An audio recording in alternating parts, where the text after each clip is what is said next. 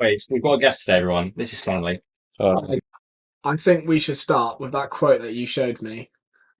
Message me. Ah, I've got it on here. If you oh, want yeah, to, yes, yes. I think you should read it out because you need the credit. Okay, okay. If you've read George Orwell's 1984, Yeah. okay. So this is a quote by the guy who wrote Fight Club.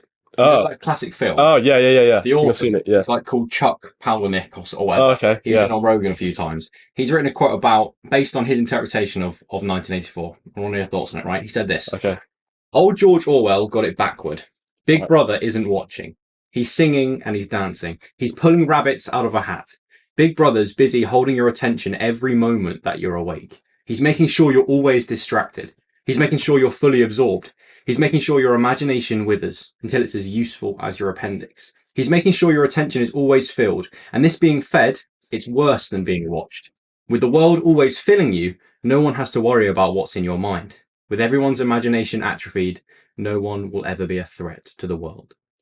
So the idea there is we're being filled with information through the media instead of being spied on, which people think we're being spied on with like I've heard stories of even sort of birds with like cameras and stuff, and Mm. everyone thinks conspiracies that the government are spying on us, Mm. when in reality they're shaping our minds through the media. Mm. What do you think?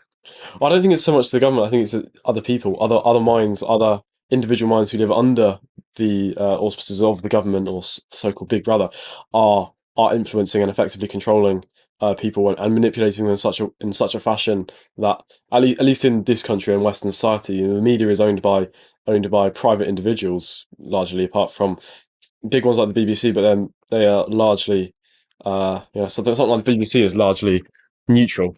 Do you think that you could argue them showing so much like negative stuff on the news and things um, is less likely to cause people to have a belief that their lives can be better, or a belief that they can, take some real sovereignty and make good of themselves? Because if you have someone scared in a fear state, they're much easier to control. So Yeah. maybe, and yes, I agree with you that a lot of social media and stuff isn't put out there by the government, but they must realize, look, if we have people hooked on these apps, their brain is constantly being stimulated. Then, if we want to oppress them in any way, I don't know, I'm not making any claims, then we could. Yeah, but I see. I think that the popular uh, perception among the population is a much more negative view of government of government, and at least in this country, and politician. When was the last time a politician was actively popular and not massively hated by everybody? Why do you think people always hate politicians? Well, I think there's been a general lack of trust since. I mean, they say particularly since the 2009 expenses scandal. What was particularly it's basically loads of MPs claiming expenses like for like loads of stuff. So they put it on like expenses like doing up their garden, for example, and then taxpayers would pay for that. Oh, that's not fair. Yeah, yeah. Well done. Yeah. Paying with topiary in their garden. No, yeah, no. Literally, I think one of my old MPs where I used to live, he put on expenses like a fountain in his garden as part of that. Yeah, and then like loads of them resigned. I think like 30 or so resigned. But so I think so popular polls have studies have widely cited that since then there's been a decrease in that, but it's largely been before that as well. We just people are much less trusting of politicians and much more scathing and critical of their actions. Um, but I don't think the government itself, back to the original quote, I don't think the government itself is actively going out there to seek to control people through the media. I think it's a product of what happens, but I don't think there's a minister that goes. I'm not sure. I don't think there's a cabinet minister, for example, who's sitting there going, "Oh, how can we, control the media this week?" I think it's a product that happens, and they do allow it, but it's not something that they're consciously pursuing. Because at the end of the day, I mean, I'm not sure what benefit would it really give. And so relating to the point, the average person seems very much disgusted by the government, if that makes sense. No matter who's in power, there's always seems to be, especially in this country, everybody's very scathing of who's in power, because basically everybody seems to just attribute everything that goes wrong to the government. And that's not a political statement. That's just what seems to happen regardless across partisan lines. Two But questions. So, what do you think about the fact that the Chinese government are monitoring what people can view on TikTok and things like that? Mm. that been a thing? I mean, Yeah. surely that's Oh no, that definitely is. But then, yeah, that's the difference between a Western and supposedly liberal democracy of like the UK and from Westminster, then the much more totalitarian and authoritarian state of China would be. That definitely happens in other countries, right. But yeah, in terms of the West, and this country, I don't think it's such a. It's I don't think there's yeah, like you're saying, there's lots of conspiracies, but What I will say about this country is, take Rupert Murdoch for example. He's the owner of the Sun, and he's one of the biggest media moguls. yeah, and the Times Yeah, and News of the um, World and only one politician hasn't got in without without his backing. who was that? I can't actually remember. Yeah, But, yeah, definitely. that's his influence. That because the media companies and the politicians both all have relationship where they Yeah, help each other out. yeah, definitely. Yeah, no, I agree. It's but again, that's a private person who's and then the government or the leading politician candidate is using that as an opportunity to gain office. I don't think especially once they're in office, they are actively seeking to manipulate people's minds. Especially when we see that largely in recent years, everybody's so scathing of the government. It wouldn't make sense if people were trying to manipulate the government. And you were the government trying to manipulate people. You're truly trying to manipulate them in your political favor. So Mm. at the moment, you'd be if there was a cabinet minister for such a activity, you would surely be trying to manipulate the average person to be much more in favour of the Conservative Party If at the they moment. did that, Hmm. it would seem very obvious, right? Yeah, If we saw every advert exactly. on Yeah, TikTok exactly. was the Yeah, Conservative Party, so yeah, then maybe you could argue that the fact that most people's brains are being filled by like nonsense online yeah, doesn't necessarily swing them one way or the other to what party they support, but it may fill their brain with so much crap that they lack the ability to have a good level of critical thinking, and then they will just follow what they're told to follow, maybe elsewhere. yeah. No. I think I think that's very much a product of what's happening. But I wouldn't say that's a conscious. I don't really believe that that's a conscious decision. That is a long-term strategy that someone in government has had. That Big Brother is having. That go. Someone's thought has as a manipulative long-term plan to go. This is how we're going to control people. Is by. I think that's definitely what's happening. Don't get me Mm. wrong. I completely agree with you there. But I don't think it's a product of direct action. I think the government. I think governments will benefits off it though, but I don't think it's what they're actively pursuing, if that makes sense.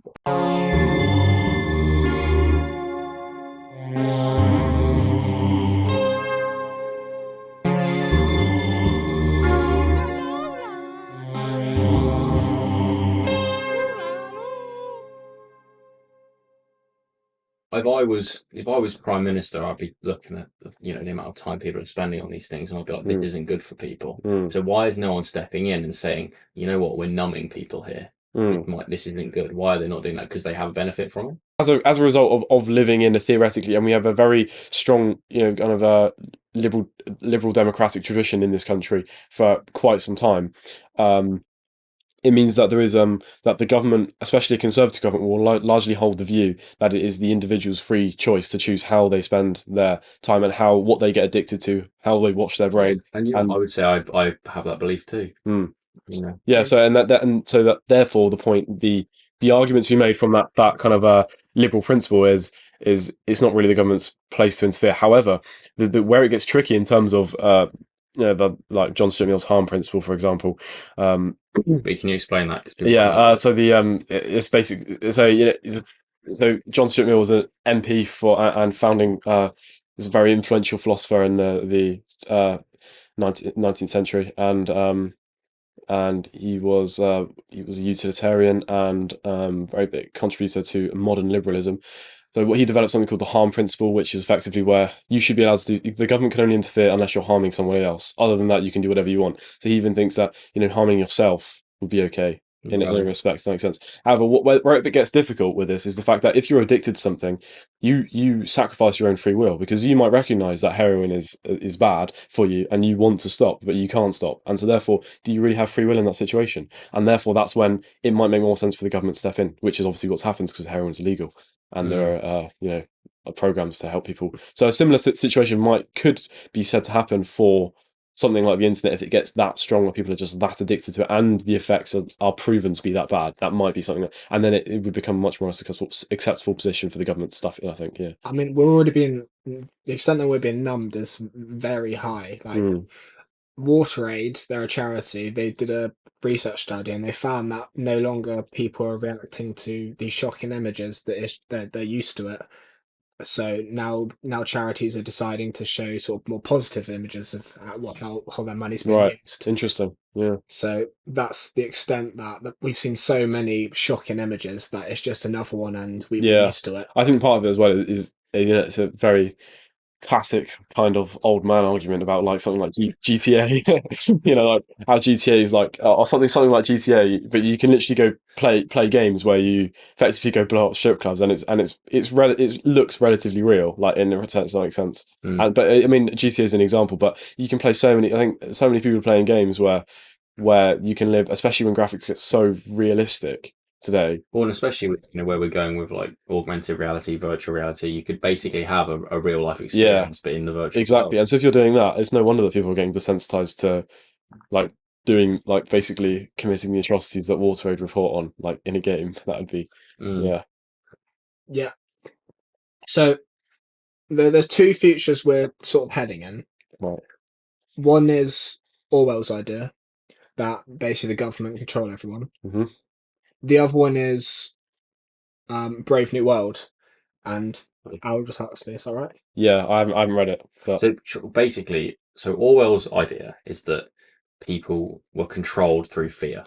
mm, You're watched all the time. If you step out of line, you get killed. In fact, they were vaporized in Orwell's book, where basically it was just they were taken completely off records. It's like they never existed at all.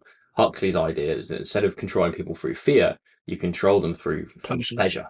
That mm, there was this drug called Soma that everyone was given, right. and they were so deliriously happy that they Yeah, didn't realize they were being. I've really been meaning to read it.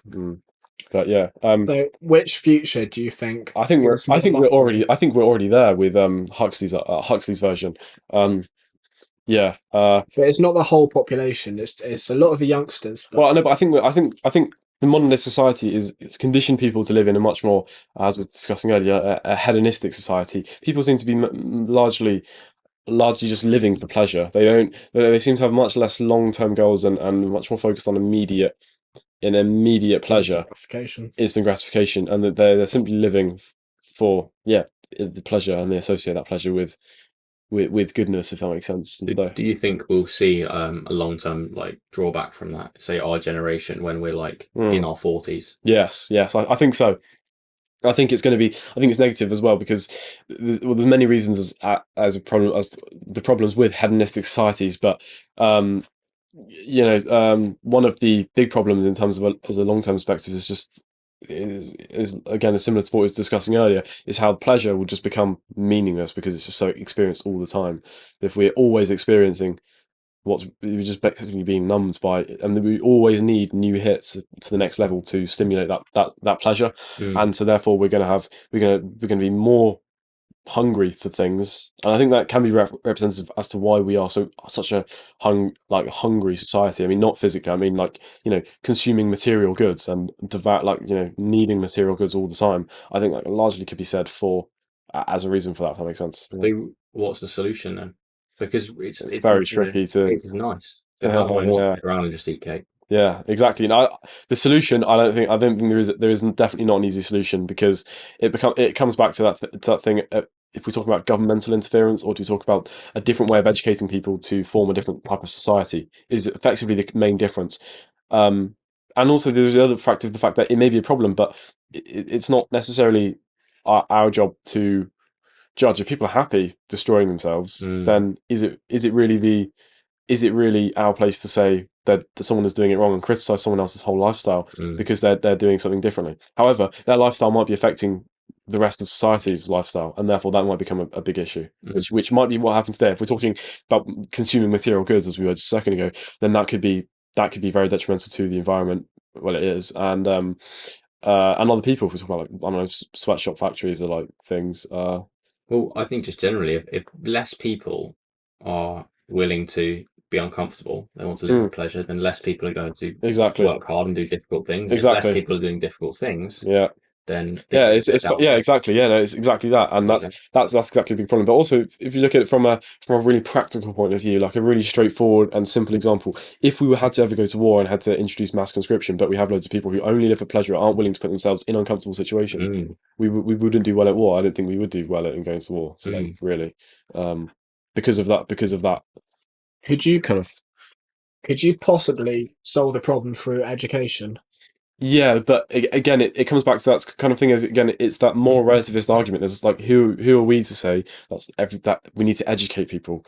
That sounds very much like Big Brother to say that we need to educate people in a different way of lifestyle because they're doing it wrong in a way, if that makes sense. Is it really our place to judge? I mean, yeah, that's the challenge with it. I think that could be done, but again, it's about how is that right on it. Still influencing people. Yeah, and so we're criticizing people here about being brainwashed online, and then we go and educate them in the right way of doing it. Basically, because if we're brainwashing them in our way, it's okay. Exactly, and that is effectively what's demonstrated in Animal Farm, George Orwell's Animal Farm. So then you've got to let people be free and choose. And just see But what. if they're not educated, then how do they make the right decision? Exactly, Right. and so who decides what's right though? Exactly, and then we get to like meta ethics. But then again, we're educated things about all the time. We've effectively been brainwashed by school in many aspects. I mean, like we all had those ethics classes and assemblies which would tell us things that are right and wrong. So there already is a position that the government clearly is not. Is not clearly neutral over aspects. There is a right and wrong that is laid out. So to kind of 180 the subject slightly based on kind of around that. Do you believe then there is a absolute objective idea of what is a right thing to do? Do you think it exists, or do you think we've ever kind of got close to that as humanity, or do you still think it's very subjective and the individual? Well, see, I think the source of morality largely lies in culture, as where culture, and if people step outside the culture and disobey the culture, then they get shunned, and that's why people fear being right or wrong. I think that's really what the fear of right or wrong is at the end of the day, and that's why, for example, if you look 100 years ago, even morality is not massively different in this country, but you can see a difference between morality 100 years ago and today, but people then wouldn't think that's wrong. If that makes sense. But in terms of like an objective moral good, yeah, it's yes. I think it's again. It depends what you mean by that, though. I mean, what do you mean by like an objective moral good? Is the tricky position. From my perspective, I look at all of the major religions, right, and I think at the center there is some principles that are in all of them. Yeah, which is be nice to everyone, love them as your neighbor, don't kill anyone, and try and do good. And if you break them all down, that's what they're saying. So is that? But then to say that there's an objective good that is outside of the reality of those religions, just because a religion is interpreted it, because there is the alternative. I mean, I quite agree. I think I look at that principle as well, and I believe, and I myself do believe in God. So in that sense, there is an objective morality in that way. But at the same time, to look at the counter argument, because it'd be pointless to just look at your own view, if that makes sense. Just believe whatever. If that makes sense, then to look at the objective way, there's the humanitarian principle, which states that the moral righteousness is a thing because it's practical. So it's practical not to kill someone because it doesn't make sense to kill someone. Just is unbeneficial for. Also, I don't think we're very practical creatures. No, exactly. Yeah, I do. I have problems with the humanitarian principle. Yeah, they don't consider like the conscience. I think even if I could kill someone and it would benefit my life, there'd be a net positive. I don't think I could handle the my conscience. No, definitely, and it leads into the some of the problems with really pragmatic secular ethics, which, for example. Something like euthanasia, for example, is widely condemned by the average person, but from a purely pragmatic evolutionary point of view, surely it would make sense because it would be strengthening the gene pool to just basically get rid of anybody who's deemed defective. If that makes sense. So why do we consider that to be unfair? That definitely strengthens the argument that there's fact, because logically it makes sense to just get rid of people who aren't doing, get rid of old people. It would be they're not doing it. Get rid of people on benefits. That would be a purely pragmatic point of view. Joel, you've got a situation where someone could have euthanasia done. Yeah. Would you want that that happen then? Well, so basically, my granddad's very ill, and he has been for like 2 years. And I think he hasn't had a good enough quality of life for like a good year and a half. And if that was a dog, it'd be put down. Right? I don't. I think, especially I've looked how he's been over the past 6 months, and I've thought, ethically, it actually isn't right to keep him alive. Yeah. Like he's eating and drinking food off a teaspoon, and he can't even swallow properly. And it's like, well, why? Why are we doing that? Why? Surely there's a higher amount of suffering for him still being alive than passing away. Yeah. And that's where I think there's a weird grey area in that. You know? No, I quite agree. I mean, it's so situation dependent. I think on that, because there are the issues with people. If euthanasia is allowed to the mass public, the issue is that whenever someone feels depressed enough that they feel like they would kill themselves in that moment, and it's so easily accessible, and they don't consider the fact that they could get better, is the problem with it. Obviously, like I say, it's so situation dependent, because people like your granddad might very well never get better. That might just be they might live like in that state of pain for 6 years. But obviously, I don't know the situation of your granddad. But like, what happens if he was to get better? If that makes sense, or someone in that situation, so who's considering ending their own life, and then they get better, is the issue with I think. But so that's why it's very situation dependent, because there are some things where it's quite clear that someone is in just terminally pain and they're not going to get better. There are countries that do have legal. Yeah, Switzerland, So Netherlands. what happens there? Do they have a lot of young people that just feel depressed and suicidal, or they take their own life? Or... No, I believe that it's normally medical. People like your granddad. Yeah. I don't they think must have protocols that they have to go through. But also, if people want it done, if you're going to kill yourself, I feel like you're not going to use euthanasia. And the people that want euthanasia to happen, they just go to the other country, so you might as well offer it yourself. Yeah, I mean, I think it's probably the nicest way to kill yourself, really, in many ways. Like, how do they do just it? use like lethal injection? I think you just no, you just. I shock. think you can. I think they give you something to drink sometimes, or like like a pill. It wouldn't be shock. That's painful. It would be like an injection or a pill. Yeah. They're not gonna like shoot you, firing squad. It's like you're old, you're gonna get shot now. Yeah. Oh. Anyway, so sorry to go back, right? You Yeah. said, kind of subtly just along there that you believed in God. Has that always been the case? No. Only like probably just over a year, probably. I like that. Yeah. I mean, I'm similar, like, up to the age of like 16. Yeah, really. Yeah. And then now. Oh wow. Yeah. No, I mean, I went to church. I went to church when I was younger with my mum, and then moved down here, and then just stopped going, and then I went to Jerusalem at about this time last year, and Really? then with my dad, and then it was kind of like more like a journey. It wasn't like an instantaneous thing. If that makes sense. Well, Yeah. I'm not like how go to yourself? church every Yeah. week, follow a traditional religion, but I think I believe that God exists more than I believe many things. So, did you come around to it from not believing just because, obviously it sounds like your family are religious, and you just kind of joined back again? Or my family aren't really religious. There's more. I think all my family. Don't think I have a family member that I regularly speak to who isn't quite a vehement atheist, really. Okay, so what convinced you? What changed? Well, like I say, yes, I went to Jerusalem, and I was reflecting on it, and I started studying theology and philosophy in a higher level, and started to analyze the arguments for and against. And the arguments for were greater for you. Yeah. What are those then? Well, it's not. It depends. It depends what we're asking here. If that makes sense, is talking for existence, and again, what do we mean by that? And it's it depends how you. What lines for me? What convinced you then? Well, like I say, it's complicated. It's not a straightforward thing. There's many factors, but effectively, it was I suppose the simplest way I could say to summarize it would be a need for an objective morality, like we were discussing earlier. A need for that. Whereas when I was definitely not so much apathetic towards the metaphysical concepts of a god or some sort of deity, it would be I found I could just justify morality in many ways. You'd say things are right just because this, and you could go on a long stream of things which could justify, which is the problem with having no objective morality, is you can kind of feel like you can justify many things, whereas when that was adopted, that helped strengthen there was a right or wrong. if that makes sense. It made it objective in a way that was much.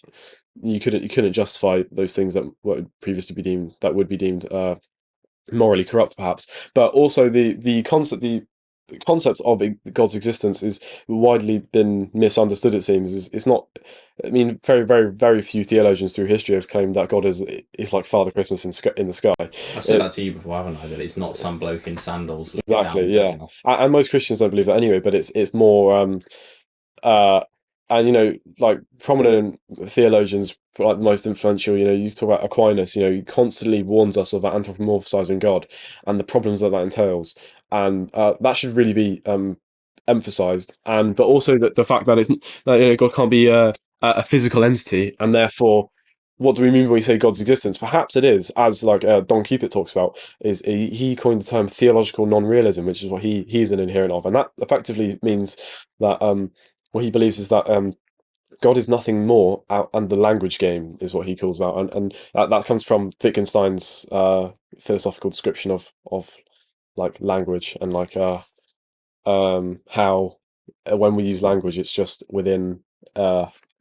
when we use language, we're just using it within the game of a certain topic, effectively, and therefore it's hard.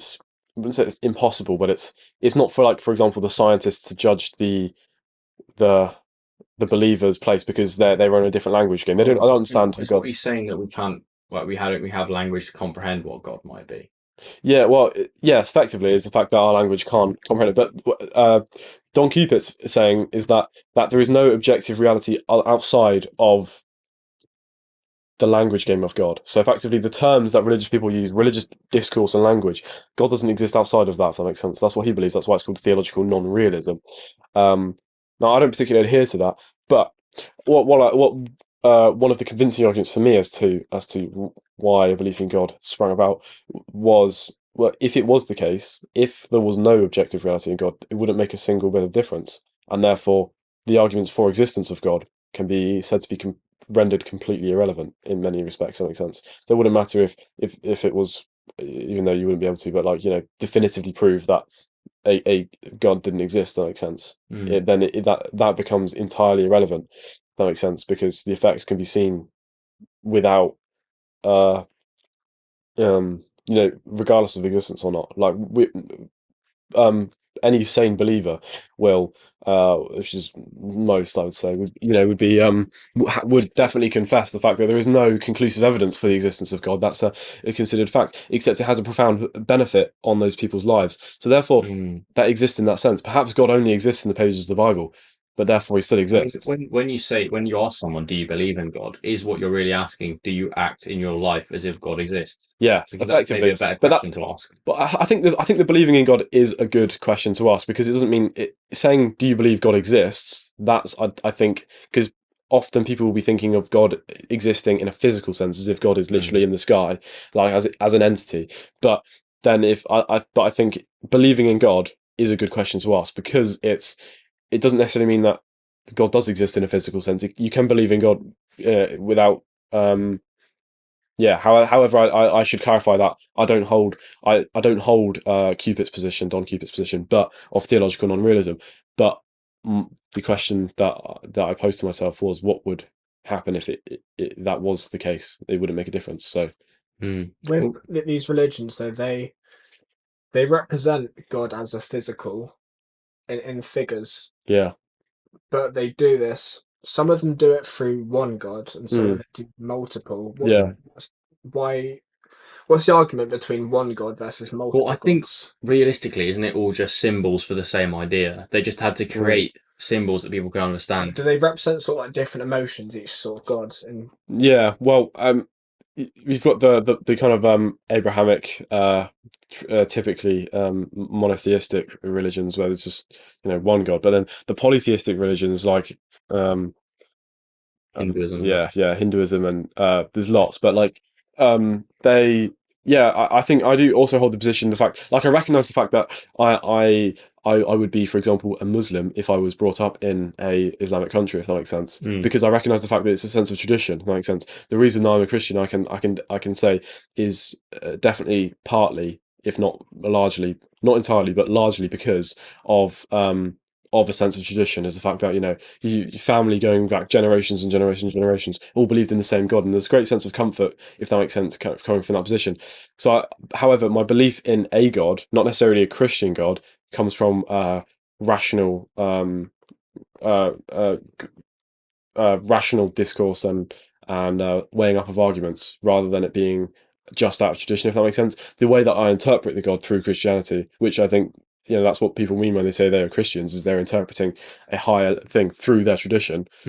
Can is largely the same, like you're saying, kind of a theological universalism, universal salvation sort of type point of view, that sort of representing similar points. When you look at the Ten Commandments, what the first one is, there's only one God. Isn't that quite extreme as like a commandment?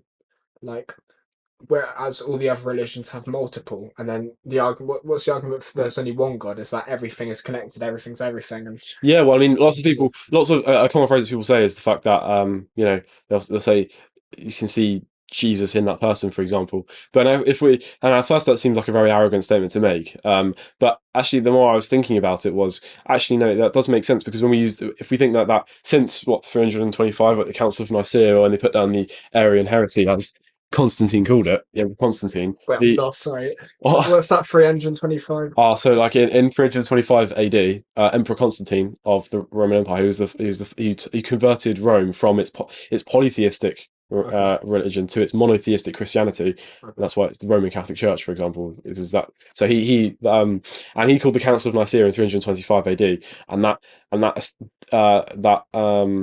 was called to put down the Arian heresy, and the Arians was led by a chap called Arius, who believed that Jesus wasn't fully divine because he was part human. That makes sense. So effectively, the outcome of the Council of Nicaea established the principle of the full divinity of Jesus and the full fully human as well. That makes sense at the same time.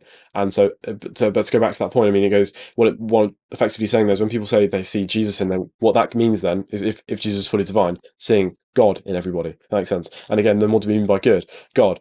And it's very interesting, because you go on to so, for example, the theologian Feuerbach thought that, and very interestingly, which I think there's a lot of weight to the argument, that when we're talking about God and we're believing in God, we're believing in a higher sense. We're looking at a better set of how we're worshipping a better sense of humans. Does that make sense? Like a better version of humans, like the best version we could be. We're idolizing. That makes sense. That's what I would agree with. Yeah. That's what it is. That's what it feels like to me. You say that you think humans are half God, half animal. Yeah. Yeah. That is definitely a lot of strengths to that argument. Going back to what you said about how some religions say there's one God, and others say there's many, and they make it very clear that they want there to be one God and want everyone to believe there's one God. To me, in some sense, I think that's people. I think humans are inherently tribal. So if we have some kind of idea to identify with, we then see other people as others, right? And we want to kind of be dominant and we compete over them, right? So I see that as two different cultures had this idea of this higher ethical principle or God or whatever you want to call it. They created their own religions, but then as soon as there's certain differences, so they came to it in a polytheistic way, seeing multiple gods, and they came to it as there's only one God. Well, now there's an us and them, there's an other, and that's why that conflict comes potentially. I don't know. So what you're trying to say is because we're tribal, we are. There'll be one person who is God, but then there's also the other people all around them. What I'm saying is that there's two religions that have different views on God. That makes them two different kind of ideologies, right? Two different ideas of what God is. And because they're different, they will then see people like the other group as an other. And then because we are inherently tribal, we then see them as competition and think our way is better than your way in some way. I think they're all saying the same thing, like I said at the beginning. But Jake, I've actually never asked you this question. Do you believe in God? Yeah, I don't believe in any of the sort of religious ideas of God, but I believe in my own version of God. Yeah, I would say the same. I think I have a kind of pantheistic point of view, if you know what that is, where it's like the pantheism is like the belief that the divine is like a life force within all things, within plants, within rocks, within clouds, within everything. And I think that's what I think God is an energy, it's a life force, and it runs through all of us. But when you're in a positive state of mind, when you're feeling good, you're in connection with God. Mm. And then also, I believe, there's a part of Satan in all of us, or change Satan out for any other word you want. It's kind of an evil force, and that's what life is. Life is dealing with the imbalance inside you between God and the evil. It's the hero and the adversary. When you reach like a state of euphoria, that feeling of God. I think, yeah, that feeling is connection with the divine. Yeah, I think we can experience it. Like I've said to you before, I think heaven and hell are states of mind here. Yeah. And that's just like an addition on that. The other thing is some religions, like there's an argument between, does God have a gender? And Right. because this is my thoughts God's between transgender. that question. Yeah. So I would go with the argument of God's a woman more than a man. I Because- I agree with you. I think if they had a gender, it would be more appropriate to be a woman because Mother Nature. creation, right? If God created the universe, the feminine is creation. So yeah, I agree with you. I think it's important to note though the fact that God certainly does not have any kind No, of gender I because think- it's not we can't anthropomorphize God as Yeah, can't the only create reason we human. did that is so that humans can comprehend it slightly easier. Exactly. It's basically the portrayals of God as Father Christmas, like in the sky, is basically so the peasantry could understand, like, could grasp what on earth they're talking about. With all these people who've got theological degrees and they have and they're like philosophy and theological degrees, and then they come to the parish churches and talk about God. The peasantry just need a better way to understand it, and therefore, like, they created these images and icons as they're known, which depict it. But like and at this time, which reflects the culture of the time, men would be seen as more the more dominant gender, so therefore it made sense to be the most powerful being of the planet to just be presented as a man, and that's why we just say him. But even then, like we were talking about before, Aquinas, perhaps the most influential theologian, maybe cautiously say ever, would be certainly in Catholic thought, which is the largest church in the world. So would be, he constantly talks about how God is not a person, not an object, not like an objective thing, and therefore a gender is completely like ludicrous in that sense, because it's like, yeah. So do you feel like, sorry, Jake, do you feel like that has also happened in our idea of Mother Nature, in inverted commas? Do you think that's also, we have this amazing complex environment around us that seems to just appear out of nothing? Do we need then some kind of idea of who created this, or give it some kind of? Yeah, I mean that definitely is an explanation to perhaps from a more atheist point of view, would be the fact that all these cultures have just developed a form of higher power, a god, purely to explain the things that were unknown. And I think there is weight to that. However, what doesn't make sense is the fact that why no culture, it seems, could bear the fact of not knowing something. That makes sense. When actually we still don't know any more, really. We don't know anything. No, exactly. Because we might be able to explain how the Earth got here. We don't understand what we're doing here, what the universe is, what's above the universe, what all these things still remain massively unknown, if that makes sense. And so, however, we seem more comfortable with that and in explanation, a creator.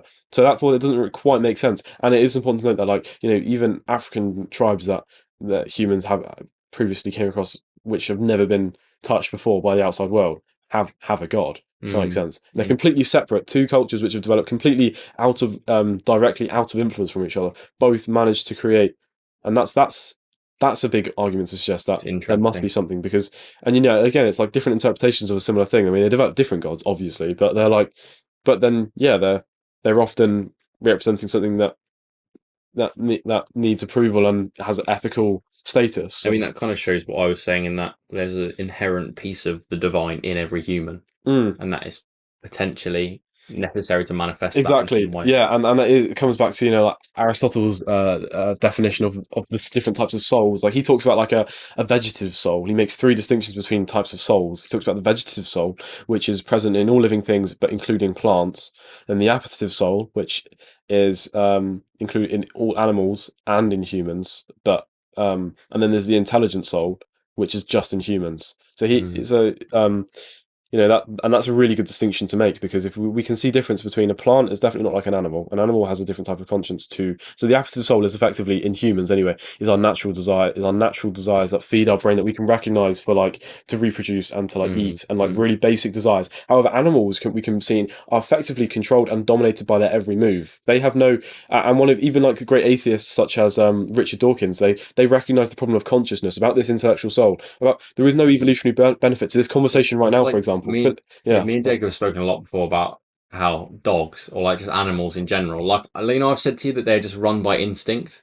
They don't have the capacity for higher thought. That's basically what he's saying, is that they have this type of soul and we have this other type of soul. But then also we have the drives, and it's our responsibility maybe to not be sort of overdriven by these instincts if they're negative towards our lives. No, exactly, because there's no philosophical, there's no like doesn't seem to be much evolutionary benefit as to why we have this conversation right now. If that makes sense. Like this conversation regarding like philosophy and theology and all kinds of higher concepts of thought, they add no weight to evolution. There's nothing that we're saying right here which is going to like necessarily cause us Any like reproductive or survival. yeah, exactly. We could just survive by hunting, except why did we choose to go out and expand? Because I also feel like there's a part of everyone that's kind of hungry for this kind of interaction, especially if they kind of have the ability to articulate thoughts like this. Like I feel it in myself. Like when I'm having a conversation of this depth, this level, I'm like in a flow state.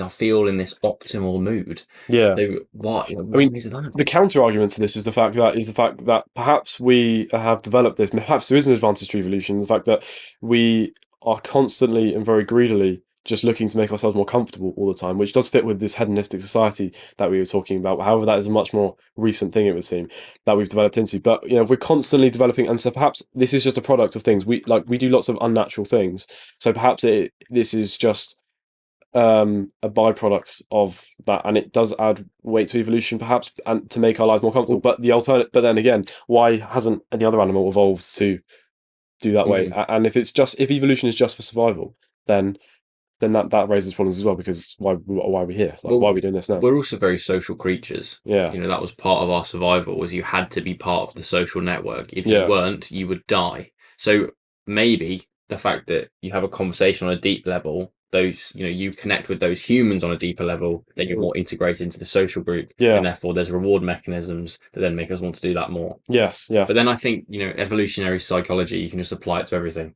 You just be like, this because it's this, because it helps us survive because of this. It's like, well, did it though? It's a bit of waffle, you can apply it to anything. Because also we weren't there. We weren't watching our ancestors years back, Yeah, no, yeah, I agree, yeah. Going back to the gender, I'm gonna play devil's advocate, and I still think that God has to be a woman. Okay. Because Mother Nature, God has to be seen through nature, right? Yeah. And creation. But why is Mother Nature then? Because the feminine is the creation, Producing. So I think I was thinking about this the other day. This is a thought I hadn't really articulated, so I might go wrong. But I see the feminine as like creation and selection, right? And the male is like competition and like fertilization.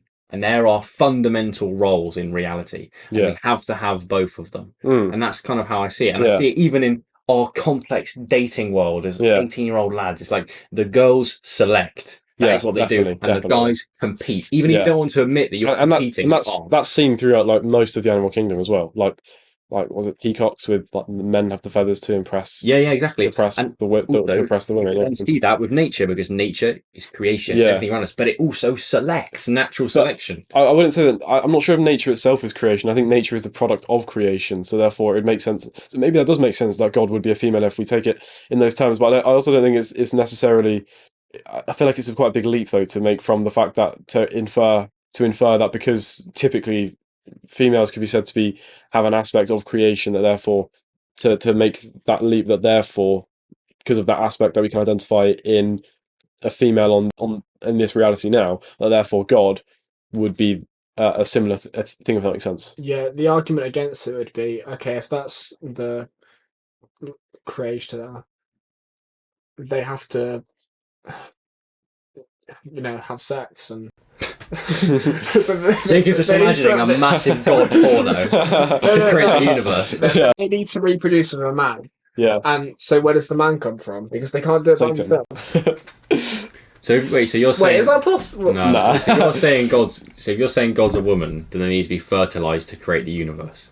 And where's the divine seed? But again, this is. I mean, I suppose there is an argument if we say that God is created, humans are created in God's image. That actually is a slightly more convincing argument than it may seem. But I still think there is the massive risk of anthropomorphizing God. That makes sense. What does anthropomorphism It means like turning into something like describing something as if it's a human, or turning something okay. so like if you're describing like this glass with like human type features, you'd be anthropomorph. or like when you like Peppa Pig is a primal like. Yeah, because she's a pig, but she's talking, and she's like, and she's got human characteristics. Yeah. So it's like with in terms of as a god, that makes sense. It's been anthropomorphized. It's been turned into Father Christmas in sandals in space, right? Yeah. Why did they pick sandals? I don't know, and white clothes. Like, and also the one thing that things about the other day is the fact why is hell? Hell is always portrayed in like pop. I mean, this is probably more reaching like recent film culture as like this white room. But that's torture. Like white room torture is literally a thing. So. That would be more like hell. So I actually think there is a strong argument to suggest that we actually live in heaven right now. I don't think there's a better world that could be constructed in some way. Yeah. I think even the idea of heaven as like a place where everything's great wouldn't even be that great. If everything was great, it wouldn't be that great. Exactly. And that's why I think this must be the best possible world that's created, because if you so this is the classic problem of evil. The theological problem of evil was, if God is so great and he's so loving and he's so powerful, why did he not just eliminate all evil? And obviously, the problem with that is the fact that there needs to be evil to recognize the good in the first place. So if we had no option, if we had no free will to choose to do something bad, if we had no free will to choose something evil, then the weight of goodness itself means nothing. Like there's no such thing as goodness if you can't choose evil. Like goodness only occurs out of choosing the right thing. But if you can only choose the right thing, you're not doing anything good. God did sort of create it to be very good, and then you got like stuff like the forbidden fruits and Pandora's box happening. So they're just mistakes that happened and fucked everything up. Yeah. Going back to that thing about, if there's everything's good, nothing's good. Like, it's something that helps me if I have like an idea of a really big goal that I want to achieve, and then that goal becomes like a judgment of like, oh, you're not there yet, or you're progressing towards that thing. It helps me to kind of think, hold on, if I woke up tomorrow morning and had everything I'd ever wanted, I would want to die very soon. Yeah. With no discomfort, no pain, no suffering. That's a good point. Yeah, because you don't have any if everything's given to you, you would have very little motivation. Isn't that's that famous thing that they say, isn't it? Or something like, if you're really successful, that son will be like, they won't appreciate it, and so they'll like. And then really, there's a lot of real world examples of that, Yeah, definitely. I think it's like grandson, and then it's like, yeah, they just waste it away, and like, or no, I think isn't it something like the son would appreciate it because they've seen you work for it, but the grandson hasn't seen you work for it, and so the family fortune just wasted away. And that's why it's so interesting. I've thought about this quite a lot of like, how much suffering do you help other people avoid? You've got a kid, right? How much pain do you stop them from experiencing? I've been thinking about this because imagine if you become really hyper successful, you become like, a millionaire, and you live in a stately home, and they have the perfect life, which is surely what most parents would want for their children. But then if you think about it, you risk creating brats basically, and like snobby children who don't appreciate the value of money, and that itself is a level of deprivation. Just like not having enough, having too much. So where's the line? Is there a line, or is it? And so I think there's an element of the fact, like I don't think you should therefore means you should give up your success. Well, I don't know. Actually, I think, again, it's such a tricky line to balance. I think there's ways of living in your very successful lifestyle that's nice and comfortable to yourself that you want to live in without it, as well as showing your children the pain of the world and them experiencing pain enough that they will learn at the same time. I think but it's really fine. I don't think it's easy. I don't think it's something that we can sit here and draw up on a plan of, when, as a rule of how to balance the line. I think it's just something that has to be mindful of, but can't be stuck to as a rule. I read Lord Sugar's book, and he had a son, and he still gave the son a £5 a week pocket money, and that was it. I think that's what you've got to do. And he didn't give him any of the luxury, so it's doable. But I Oh no, think yeah, I think so. Sorry. I've said before that I don't think you can have a kid without messing them up. I don't think that's possible. 'Cause Mm. I don't know if I said it last week Yeah. on here, but like if you had a kid and you like made sure they went through no pain and no suffering, you would mess them up. Well, So I think the answer. I think there's lots of people who've balanced that line quite well. there's certainly a point where it's you're doing a good job, but I don't think I think it was Freud that said like the good parent is one who necessarily fails, or the good mother is the one who necessarily fails. Mm. And I think I agree with that in some. Also, let's say again. So the good So parent I necessarily think it was fails. Freud. I might be wrong, but I think he said Well, the if it's good not anything mother. to do with like having sex with your mum, then not Freud. Yeah. I think what he meant is Yeah. right. If you are too overprotective as a mother Yeah. and you don't let your kid go and make Wait, what was the mistakes, quote again? Can you say that again? Sorry. the good mother necessarily fails. Ah. Oh, yeah. No. No. Yeah. I think that makes sense. I think to be honest, I think. I was very in the fortunate position that I think my parents balanced it well enough that they're like successful enough, but not like sheltered. If that makes sense. At the same time, Hmm. like very good balance that way. And I've definitely seen it happen with other people as well. I don't think it's certainly possible. It's not like a problem. I think like education's a big important thing. Going to like state schools rather than private schools, I think, is a big contributing Mm. factor towards that. So you say we live in heaven right now? Yeah, no, I'm saying that I couldn't imagine if we're talking about heaven being a better place. I couldn't imagine, in terms of a material sense, we're talking about. I mean, realistically, heaven is going to be some kind of metaphysical concept above reality. Here, it's going to be something that doesn't affect our abilities of perception. Like it'd be like a soul going there, not how we experience the world now. I'm not fully convicted. I just think in a material sense, I can't think of a better way that this world could be changed to be better in it. I mean, not like not necessarily fit. How do I put it? Not necessarily in its physical, like people being poor or destitute. I mean, the functioning of the world. If that makes sense. I wouldn't want to eliminate evil because then the good is no good. Wouldn't want to eliminate good because then it's just evil. But equally, if that makes sense. But I don't think actually. I don't think the structure of the world. I couldn't think of a better way to actually frame it, and I therefore, think that's a good way to go out and live life, believing that. You know, even if it's not true, Hmm. it's helpful to think. that's exactly and that's exactly why the existence of God is irrelevant. Going back to the earlier point, because again, if it's helpful, Yeah. and these are theological principles that we're just discussing right now. Leibniz talks about that. There's a principle of sufficient reason, and Alvin Plantinga also talks about that more recently, and a similar concept. But you know uh, and yeah, exactly. That's what I think about regularly is the fact that absolutely God doesn't exist, even if it's not true. If it's beneficial, then in one aspect, I mean that is God's existence, and in the other aspect, it doesn't. Does that make sense? Yeah. So sorry. You're right. Okay. Wow. It's interesting, isn't it? I mean, it's true. It's like, what do we mean by exist? I mean, do people think it has to be something that we can see, something we can perceive? Yeah, Immanuel Kant, the philosopher, did a really good thought experiment about existence. He asked, in response to like Saint Anselm's and Descartes' ontological argument, which is basically like quite a weak argument for God's existence. Which basically says God is this is the highest being that could ever exist, but the most perfect the most perfect being that you could ever conceive, and therefore the most perfect being you could ever imagine would be one that exists, and therefore God must exist. Makes sense. It's basically going on the syllogism of logic as like that.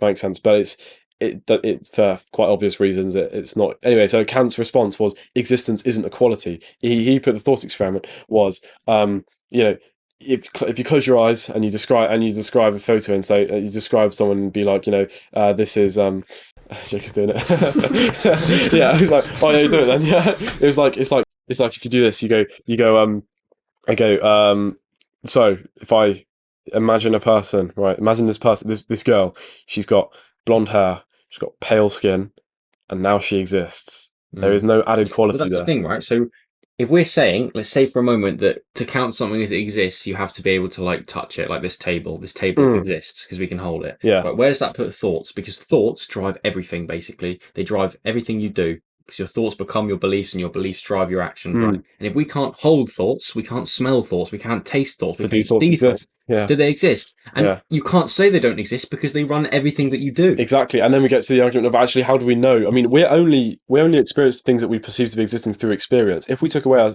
our abilities to feel pain, which would also include touch, because like our senses basically, so sight and everything, would that mean that nothing exists? Because we wouldn't be if we're saying existence is defined, which I don't agree with, but let's hypothetically say that we would be saying that existence is defined by the things that we can feel and see as objects.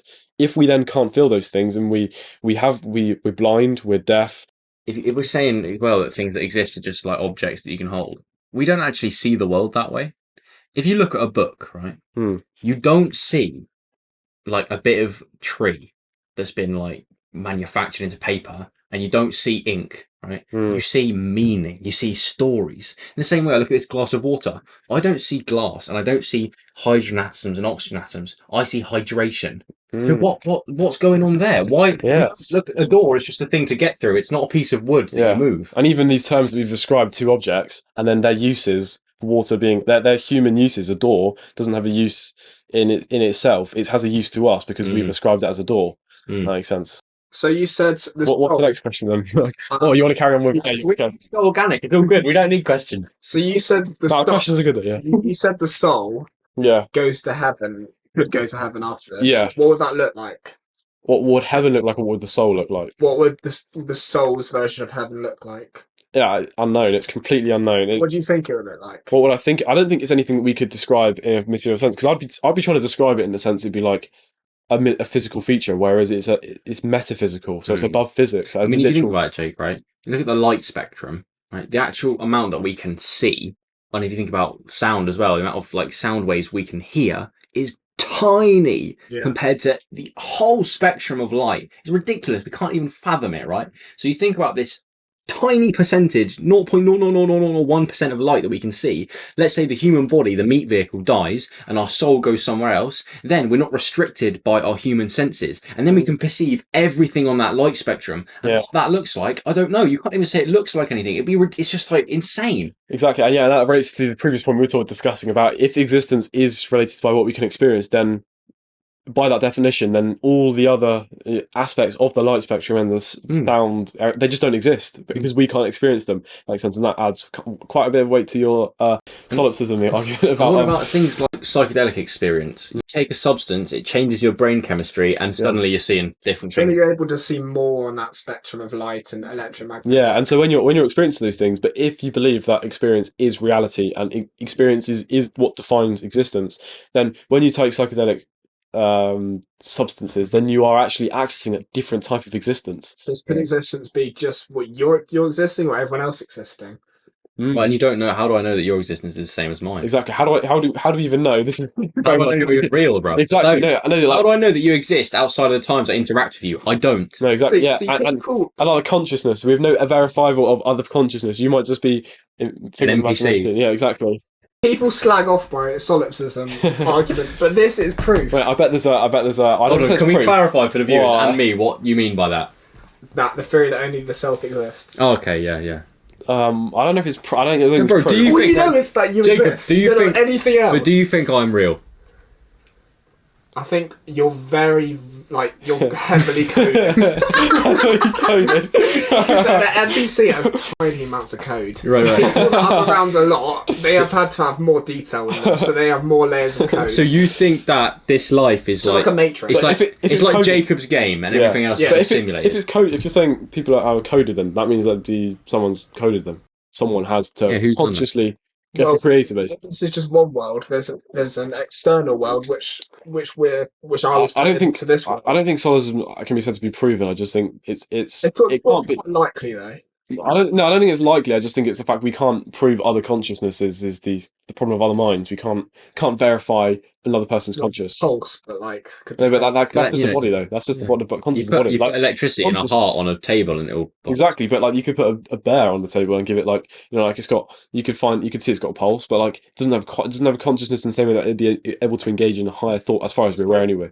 How much do we act consciously? And how much is unconscious? Well, I have a thing on that. I think I've said this before, and I want to know your thoughts on it, right? There was a study, that we looked at in psychology, where a bloke found, could have been a lass, I don't know, but they found that there was activity in the motor cortex of the brain before you had conscious awareness for the decision to move your finger. What's the motor cortex? So that's basically the part of the brain that regulates all your bodily movement. Okay. Right? And they did a study on a tiny thing like moving your finger about, Yeah. and they found there was activity in the motor cortex before conscious awareness that you were going to do that. So what does that say about free will? Ah. Oh, that's very good. Oh, that's very interesting. Scary. Oh, scary stuff. So it's before we recognise the fact that we're going to do something. Yeah. Before you, I think they. Well, it does. It is convincing because now you think about it, it's like what must initiate the process of thought and action happening.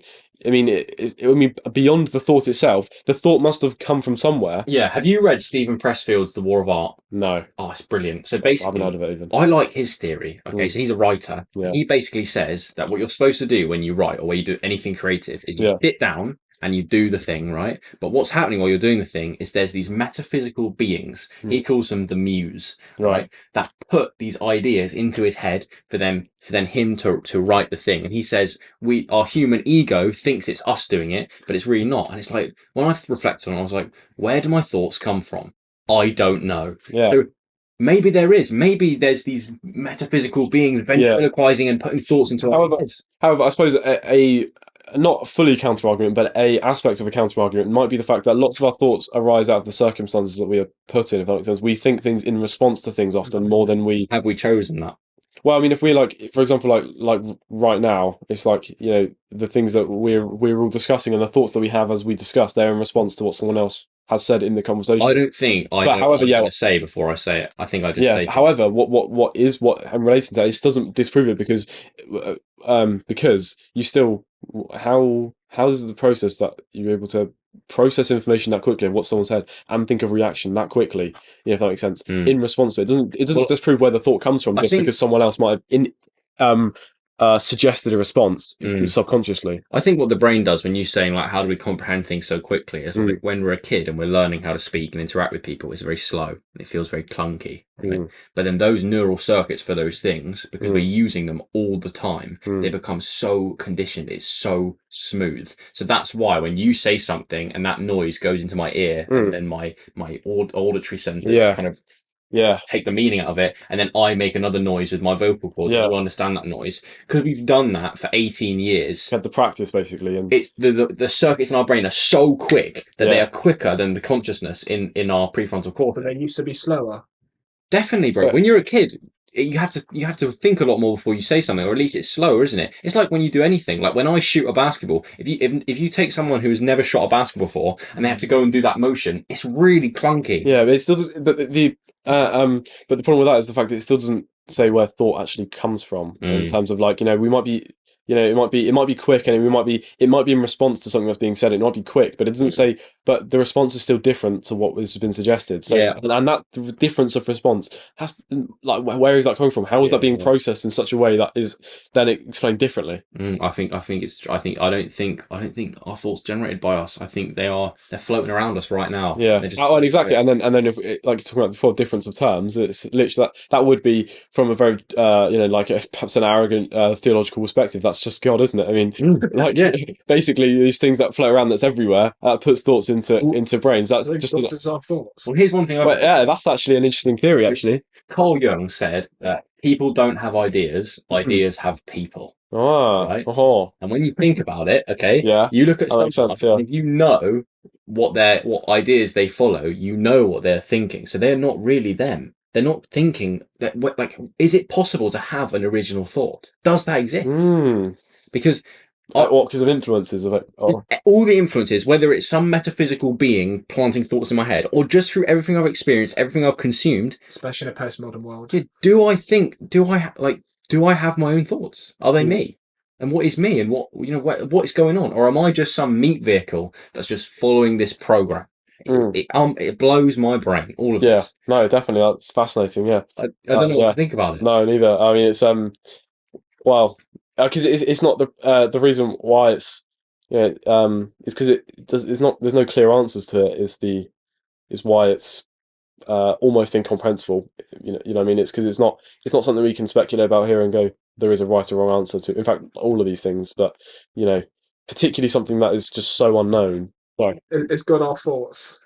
I that's think very God interesting. is whispering in our brain, into our Or at least physical ears. could be. Yeah, that would make sense if we're talking about if we adopt the view that thoughts aren't our own and that they have come from somewhere that is apart from ourselves, as perhaps indicated by that study, then that would definitely be indicative of something else putting them there, But and then a that lot thing of we could thoughts probably are just ascribe from to. other people, And- though. So Well, does that link into God or not? Well, that's the thing is like there's the suggestion of the thought would be like but there's still largely differences in the way that we're able to differentiate between things like that, or unless consciousness is subconscious, that might seem rather contradictory or tautology, but perhaps if we're talking maybe it's just the fact that we have that would actually support the theory of a soul, because you're talking about how the motor cortex, was it that fires before can be stimulated before would it be the frontal Conscious cortex awareness. that Consciousness is mainly in the prefrontal cortex, which is right your bit underneath the forehead. okay yeah, so if that's the case, then and it's not, and if we took this another way and it's not like an external, like God putting thoughts in your head, then it could very well be that So if God's whispering in your ear, I also think evil is whispering in your ear. But maybe it's not like whispering in your like ear, here, but I also think it's inside. Like I've said to you before, haven't I, that I think there's a divine being in us, but there's also the evil, and I think that is it. That is how humans, like we're half God, half animal. However, when you look at it, there is a good energy, good force inside of an evil force. So I've just briefly remembered. Oh, yeah, go back. The soul was like, if the soul is, it might indicate the possibility for soul instead, because it'd be a subconscious, and a subconscious thing, which is thinking, which is consciously thinking, and that's stimulating the motor cortex before the prefrontal cortex. In that way, that might make sense if we don't adopt the view that it's God. But then, what put the soul there, and what is related to the soul, and what is the soul? That could just be God as well. So I think either way, it's actually. What you're saying? It's kind of like how the expression is: you have angel on one shoulder and devil on the other. Exactly. Where did that come from? That idea? That came from Manichaeism. Yeah, It's yin yang as well. Yeah, it's an old Christian principle which St. Augustine was previously an adherent of before he converted fully to standard Christianity, and yeah, it's basically it holds that there is a that's where that portrayal of a devil and an angel on one shoulder, that comes from that belief from like Northern Africa and like it's 3rd century. Yeah, it's very interesting. Yeah, man. You've got a list of questions? Sorry. Yeah. No, was that question one? Yeah, we've done one question. We've done an hour and 10 minutes with organic game. I don't know how long you want to go on for, but I don't know. I think we can get 2 out of this. 2 questions. We get a part 1 and a part 2. Whoa, We've we've got one episode, we just released a 2-hour episode. Is Mother Nature going to get revenge on humans? That's great. Look at all the deforestation, right? That's us We're doing it. we're killing nature. Yeah. Could nature get revenge on us through things like COVID? Is that possible? No. What thing is though, right? You're saying like we're fighting back at nature, right, by deforestation over. If whatever's going on, how we're affecting the environment gets so bad, we won't kill nature. Like I said to you before, we'll kill us.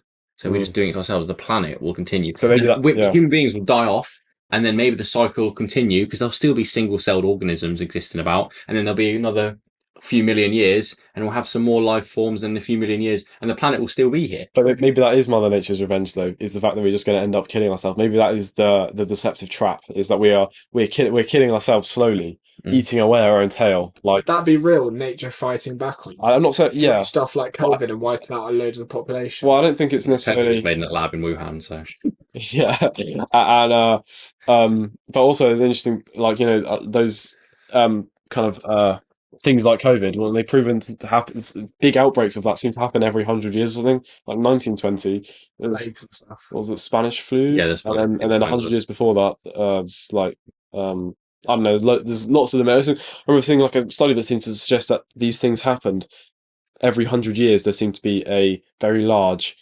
virus or disease-related epidemic thing that was spreading everywhere. And so, I mean, it could be, but I don't think I'm not convinced by the argument that it is actively happening. I think it's a product of I think it's just something that's a consequence of our of our destructiveness, our hedonism, our greed, and all our things that our modern society is perpetuating today is going to lead to our destruction. I'm not sure if Mother Nature's like up there, like sitting down, like thinking, "Oh, I just want to destroy these evil humans." Here's an interesting analogy or example of that, right? If you take a petri dish with nutrients and stuff, and you put bacteria, you put one bacteria in there, the bacteria is going to divide and keep growing and keep growing.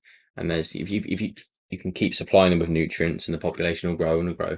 But once that petri dish gets too full of bacteria, waste products will build up, and they'll begin to die, and eventually they will just die because they'll run out of nutrients, and there'll be too much waste product, right? That's just how it works. So you could argue that maybe if humans are going to be about for another 1,000 years, million years, whatever, there will come a time potentially where a lot of us will die. Maybe a few will be left and will regrow. But I think the population is going to cap out in our lifetime, and it won't go above that. I think we'll reach a limit. I think we need a cap. I think there should be like a properly researched cap of when in this country we can be self-sufficient with the population we have, if that makes sense, and what number that is. Let's say we could do that. Yeah.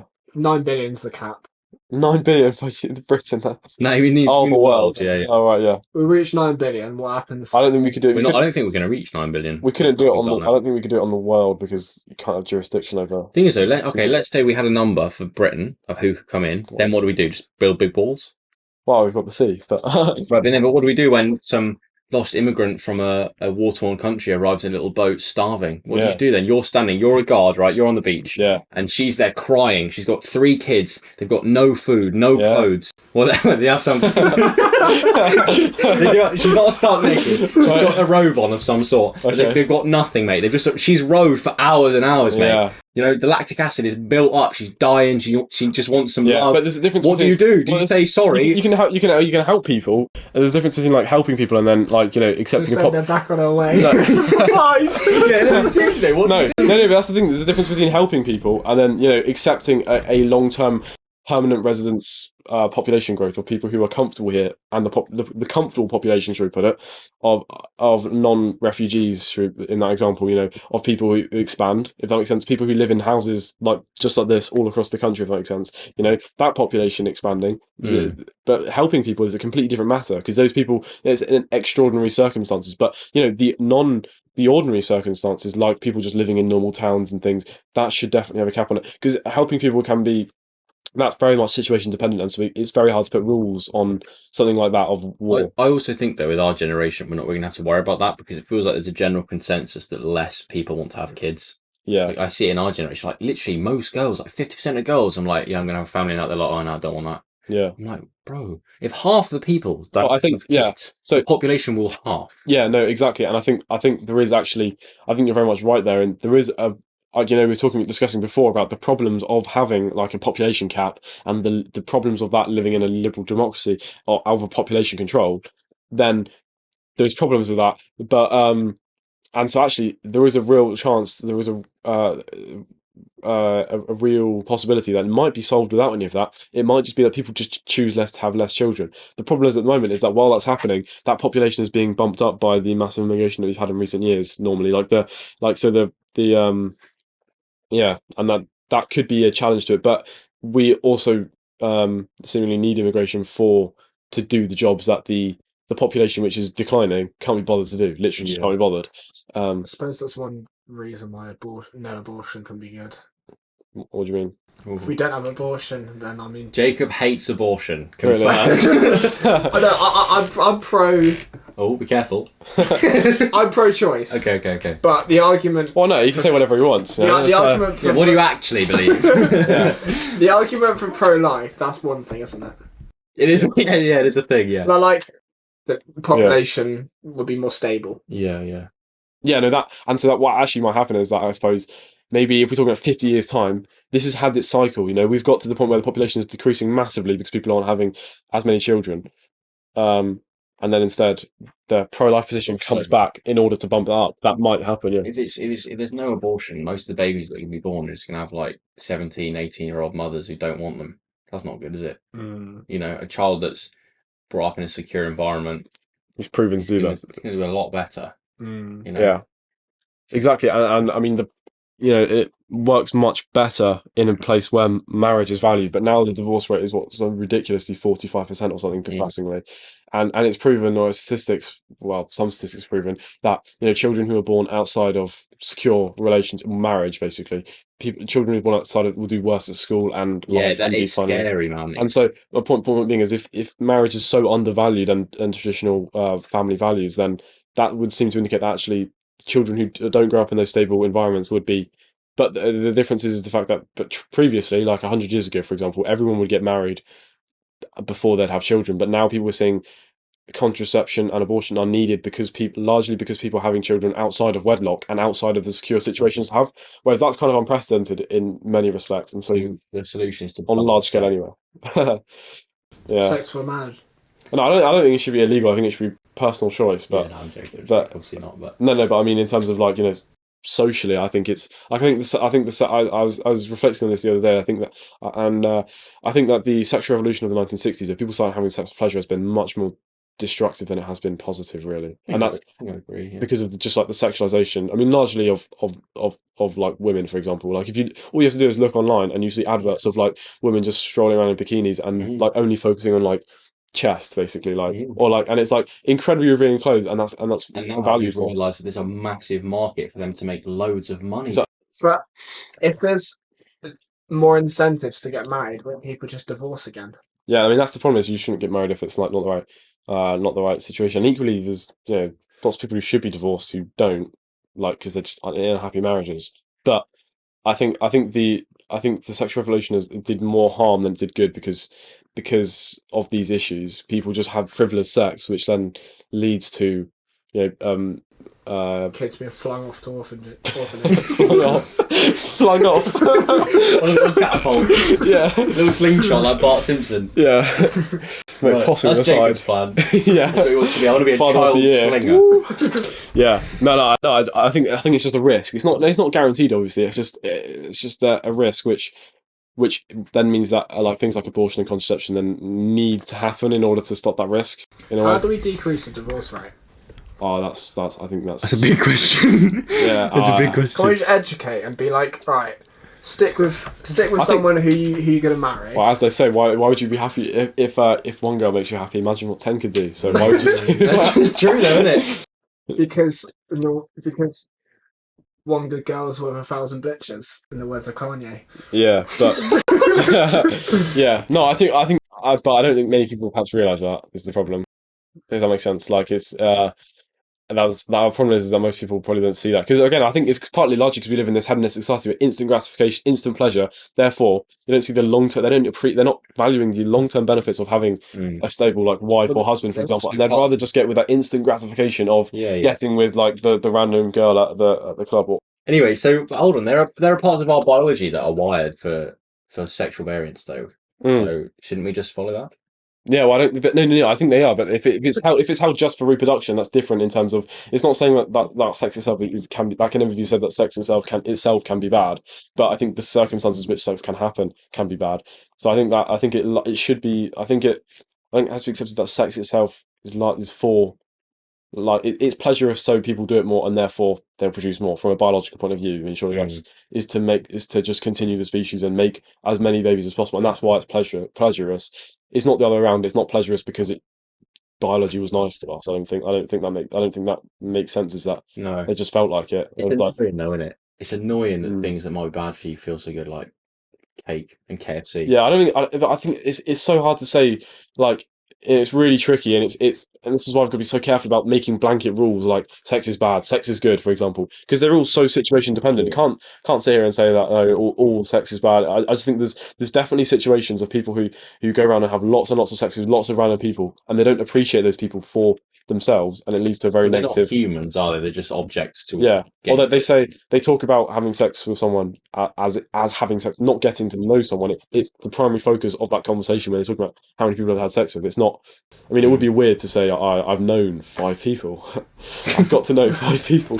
Like, you know what I mean, though. In the literal sense, they're talking about how many people they've had sex with because that's what they value, not because that they value engaging in a stable relationship. I think it sort of comes back to how we started, which is Brave New World. One of the ways that we're gonna keep going for pleasure is free. But again, I don't think it's not a governmental thing. I think this is ourselves doing it to ourselves. So, like, we're putting this on ourselves. Could like ban TikTok and stuff, and I think Yeah, but then that'd help a lot. I think it would, but it would also be an infringement on an individual liberty, which isn't like, I mean, things like alcohol probably do more damage, really. Alcohol does so much damage, man. Yeah, alcohol probably does a lot of damage, or at least regular. More damage than all basically the illegal drugs. Exactly. Yeah. So that's legal, but then if they ban TikTok, what does that? Which probably, I don't know if I mean maybe there's an argument it just does more if you consider the amount of people It could be are reality, addicted. though. I mean, America are looking to do it. They've banned it in a couple of states. Yeah, but then that is Australia, yeah, they have, but they haven't banned TikTok in a couple of states. They have. I thought no, and all federal phones as well. But again, that's largely though. That's not an issue of principle that's bad for them as such. I think it's more that it's because of the Chinese influence and the fact that it's proven that they would spawn us. Yeah, basically the privacy policies. It's not for the right reasons, but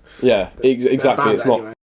But yeah, well, I think it is a valid reason, like in a way. But so I don't think it's like a government policy. I don't think I don't think the government is actively thinking like how can we control more people. I think it's just a product of something that happens, and I think we're putting a lot of this stuff on ourselves.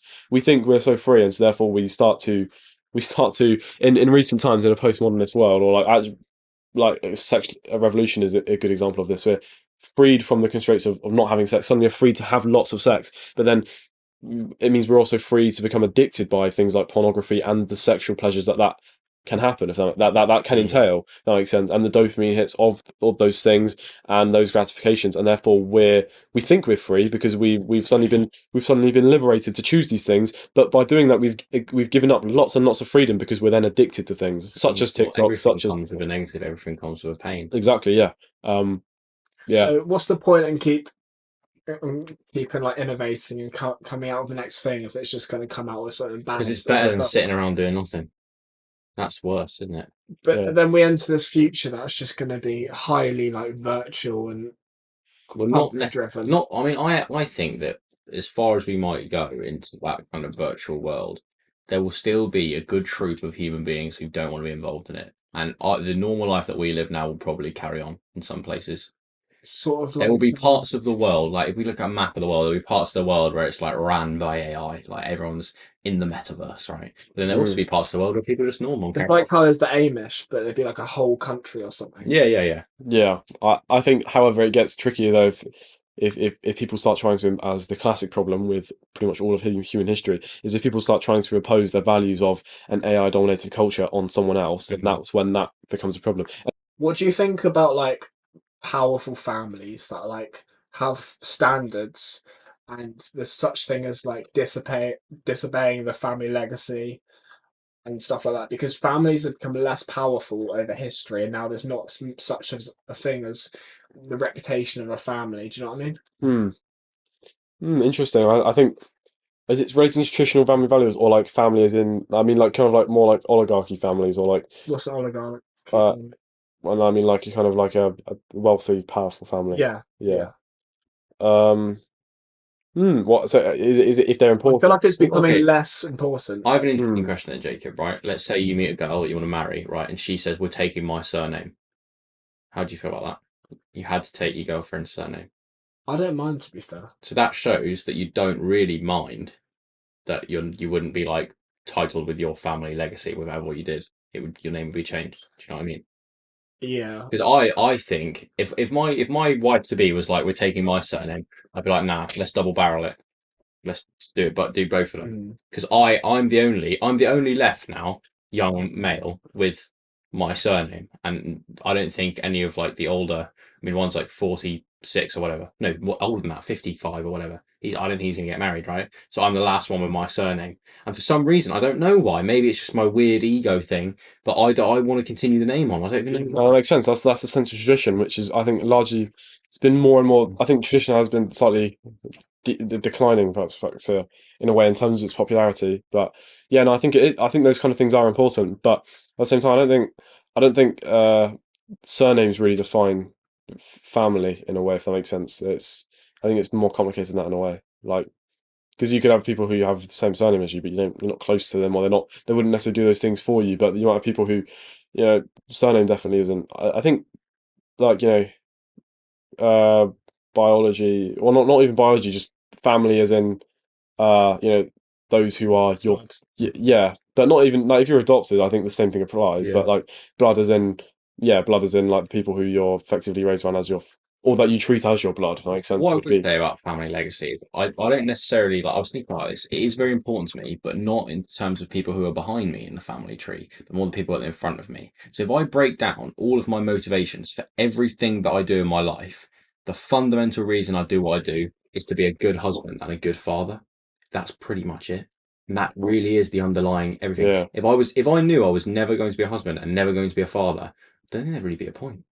The only point would be my own experience, my own feelings. Yeah. You know, that is it. So I feel I have an obligation to do good for my future family below me rather than those behind. But also, if like you're going to be a failure, then there's all those people that have been behind you that have had to go through all of this just so you could experience and have the life that you have. I guess So I think I do. I have a responsibility not to be a loser. Yeah. But then you also equally see some people who are completely defined by their family and they live off their previous legacies that someone else has done. I mean, you can definitely create your own legacy. I don't think you have to rely on like a previous legacy. You can start your own legacy or only family legacy, no matter where you come from. I think you can start your own legacy, have your own trust funds that you distribute to your children to help support them in life. I don't think it has to be something. And also like even like any.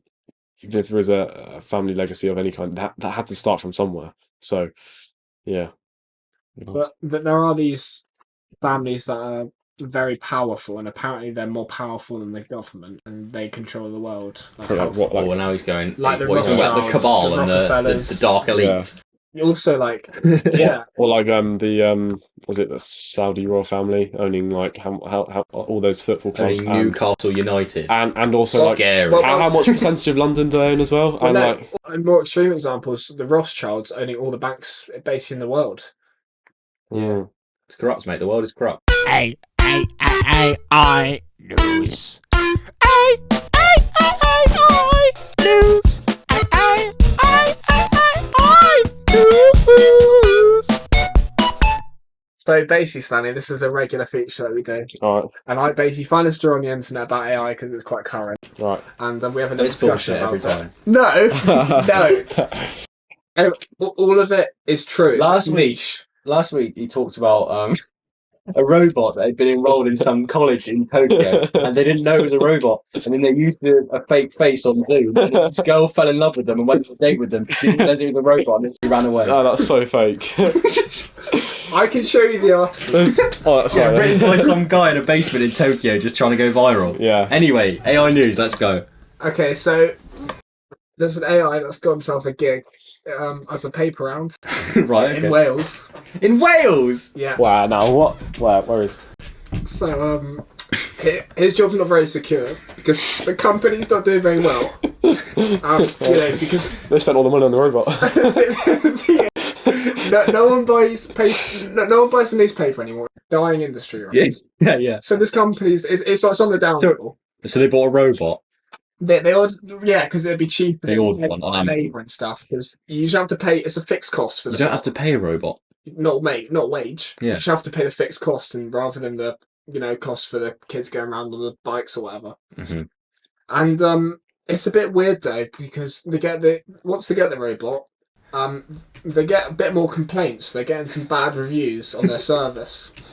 So the company investigates it, and they basically get someone to sort of keep an eye on him, and they see that the bot, as soon as he gets the papers, he just throws them in the bin, so they never get delivered round.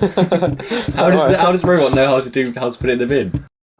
He just It's learning, I guess. it in. It's like, if it's AI, it'd be learning, wouldn't it? Yeah, So pretty. a shortcut to And get probably, the surely, job done. wouldn't an AI like that would have like instant access to the internet to Google what like a bin is Yeah, exactly. and how to put something in the bin. Exactly. You've added to the story there. That's what happened. So the boss confronts it. And he's like, you've been doing me wrong. So he's talking to a robot like it's a human. Yeah. What? And so it turns out that the bot is working for a rival company, and he came to sabotage. And that's this week's AI news.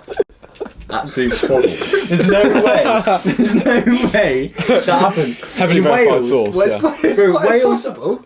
It's possible. So that means there has to be two separate paper rounds, right, in the same location. That one had a robot, and then the other one decided to go and like be a spy in Wales. But the Tokyo one was more realistic, it's More futuristic. believable. But Wales is just fields, isn't it, and sheep.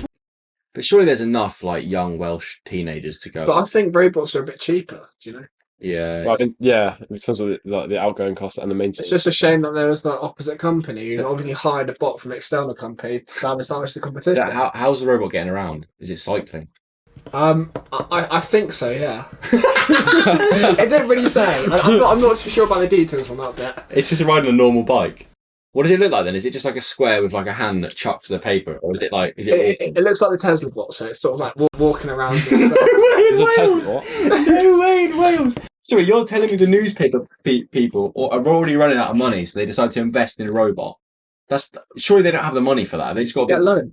All right, so they've got a massive loan up. Now they've realised that they've been scammed because the robot's working for someone else. What do they do now? And they need Well, how they many fired robots do you think you need? Why don't you do it by drone? Well, That'll they make more found sense. out that it's sabotaged and they had to fire it. It's absolutely ridiculous. When is dinner, Jacob? When do we eat dinner? On that bombshell, it's time for dinner. Ladies and gentlemen, thank you very much for listening. Stanley, thank you for coming on. Thank you. We're probably going to stand on again. Yeah, we've got many questions. We got there. through like 1.5 questions and it was an hour and a half. So it's been good. Yeah, we'll see you guys next time. Decent. Subscribe, like, comment.